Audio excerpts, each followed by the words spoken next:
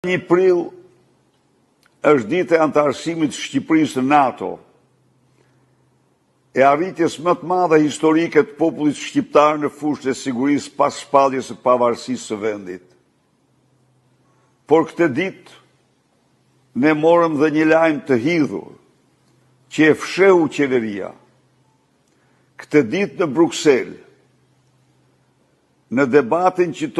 do zhvilloj për i pardin me Shqipërinë, nuk ishin më 3 apo 4 vende që kundërshtonin miratimin e raportit të vlerësimit të standardeve dhe shtetit ligjor në Shqipëri.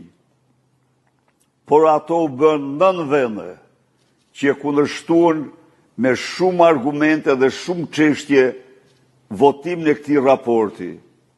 Edi Rama dhe propaganda e tij e fshehu këtë, përkundrazi, nxjerrës e dhënësit e tij të mashtrojnë shqiptarët, por unë përsëri ju them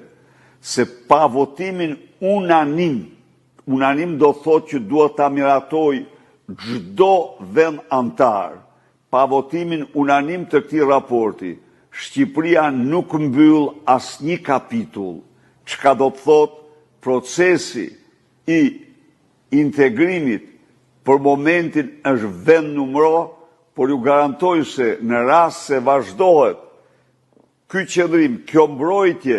e Lubi Ballukut, në rast se vazhdohet ky qëndrim